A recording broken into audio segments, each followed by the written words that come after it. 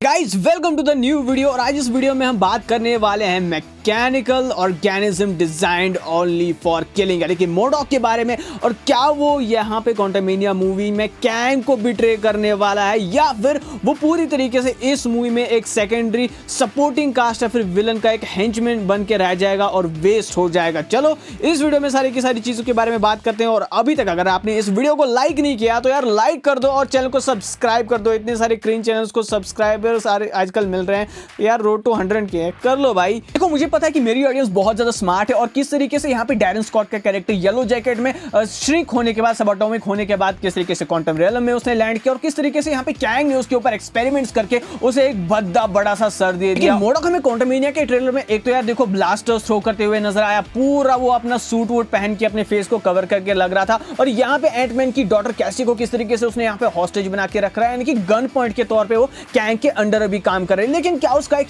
Hidden agenda है जो कि हमें ट्रेलर में रिवील नहीं करा गया, क्योंकि आप पहले ट्रेलर में भी देखोगे हमें मोडॉक देखने को ही नहीं मिला। दूसरे ट्रेलर में हमें उसकी एक दो ही झलकियां यहाँ पे देखने को मिली कुछ सीन्स में, जो कि ये रिवील करता है कि भले ही यहाँ पे कैंग को एज ए मेन विलन के तौर पे एडवर्टाइज किया जा रहा है पूरी की पूरी मूवी के लिए, हो सकता है कि मोडॉक को भी कोई यहाँ पे सीक्रेट एजेंडा इस मूवी में हो सकता है and he can definitely betray Kang. और इसके लिए मेरे पास कुछ एविडेंसेस भी है। सबसे पहली चीज यहाँ पे मोडॉक का बदला यानी कि डैरन क्रॉस का बदला लेने की चाहत यहाँ पे हैंक पिम से, स्कॉट लैंग से और उसकी पूरी की पूरी फैमिली से, क्योंकि वही एक मेन रीजन था जिसकी वजह से उसकी पूरी लाइफ और उसका पूरा एक्सपेरिमेंट बर्बाद हुआ था। और कैंग आप सोचो यार, बिना किसी फायदे के, बिना किसी अपने फ्यूचर पर्सपेक्टिव के कैंग क्यों बचाएगा यहाँ पे डैरन क्रॉस के कैरेक्टर को, या फिर उसे मोडॉक में वो क्यों कन्वर्ट करता। हमें ये भी नहीं भूलना चाहिए कि यहाँ पे मोडॉक के पास कॉमिक में टेलीपैथी रही है, उसके पास इतनी खतरनाक एबिलिटीज रही है माइंड कंट्रोल की, कंप्यूटिंग की, यानी कि वो हर एक चीज को, फ्यूचर की चीज को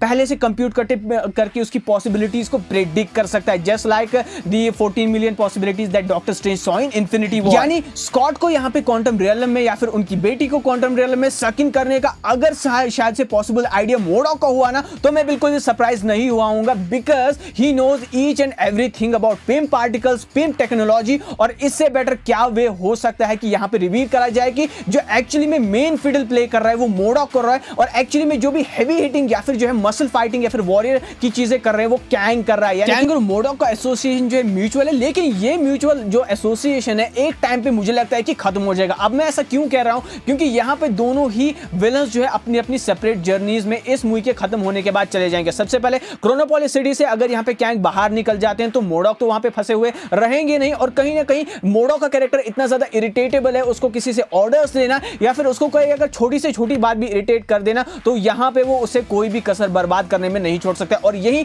चीज यहाँ पे सच हो सकती है कि कैंग के साथ, यानी कि अगर ये वाला वेरिएंट ऑफ कैंग जो है बाहर नहीं निकलता है क्वांटम रियलम से और एंटमैन के हाथों इसकी यहाँ पे मौत हो जाती है या फिर से क्वांटम रियलम में फंस कर रह जाता है, उसका रीजन भी मोडॉक ही हो सकता है। और मोडॉक खुद कैंग को फंसा के यहाँ पे जो है उस रियलम से यहाँ पे बाहर निकल जाए, यानी कि इसका रीबर्थ या फिर रिजरेक्शन डैरन स्कॉट का हमें, डैरन क्रॉस का हमें अर्थ में देखने को मिले, जहां पे वो कॉमिक्स के अकॉर्डिंग उसी एम इंडस्ट्री को कंट्रोल करने के लिए या फिर एम एजेंसी को कंट्रोल करने के लिए वापस आएंगे जिन्होंने उनको यहाँ पे कॉमिक्स में क्रिएट करा था। एम को यानी कि एडवांस आइडिया मैकेनिक्स को हमने आयरन मैन 3 में देखा, जो कि ऑलरेडी स्किलियन के अंडर एक्सट्रीमिस्ट एक्सपेरिमेंट्स कर रही थी। तो उस एजेंसी का यहाँ पे उस मूवी के बाद क्या हुआ यह भी हमें स्टेटस पता नहीं है, लेकिन एक और एजेंसी है जो कि एम से बहुत ही हद तक मिलती जुलती है, जिसको हमने वांडा विजन में स्वॉर्ड के तौर पे देखा था और जिसके लीडर टेलर हेवर्ड अब जा चुके हैं। तो उसका उनका लीडर कौन है, उनको कौन कंट्रोल कर रहा है, ये अभी हमें पूरी तरीके से पता नहीं कि, और हो सकता है कि उसी एजेंसी के साथ, क्योंकि वो बहुत सारे black op experiments, project cataract जैसे एक्सपेरिमेंट्स कर रही है छुप छुप के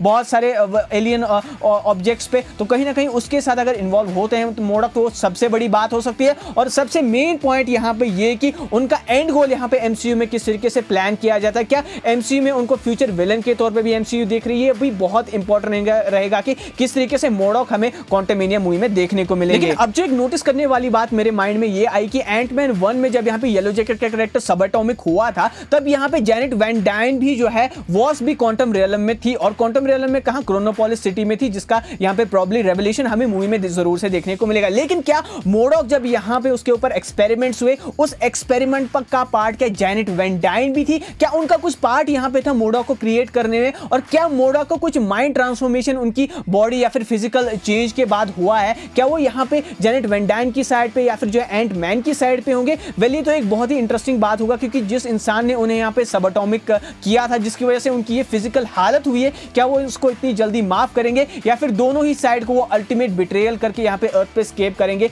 ये तो हमें मूवी में ही बताया जाएगा। लेकिन interesting part remains to be seen कि हो सकता है कि जैनेट वैन डाइन का भी हाथ कहीं ना कहीं मोडॉक की क्रिएशन में कुछ हद तक रहा हो सकता है। तो मोडॉक को इस मूवी में किस तरीके से दिखाया जाता है कि अगर वो इस मूवी में सर्वाइव करते हैं, वो डिटरमाइन करेगा क्या वो एक इमिनेंट थ्रेट के तौर पे एवेंजर्स के सामने हमें दिखाई देंगे फ्यूचर की एमसीयू मूवीज में, या फिर लोकी की तरह उनका कैरेक्टर यहां पे प्रोग्रेशन हमें फ्यूचर में दिखाया जाता है आने वाले एमसीयू के फेजेस में, वो हमें क्वांटमेनिया मूवी के थ्रू देखने को मिलेगा। वेल गाइस, आपके क्या थॉट्स है कि मोडॉक के कैरेक्टर के रिलेटेड क्या होना चाहिए एमसीयू में? क्या क्वांटमेनिया में हमें देखने को मिल सकता है? आप मुझे थॉट्स अपने कमेंट सेक्शन में जरूर बताइएगा। अगर आपको ये वीडियो पसंद है तो वीडियो को लाइक करें, शेयर करें, चैनल को सब्सक्राइब करें। बहुत ही जल्द मिलते हैं आपसे नए वीडियो में। Take care and be marvellous.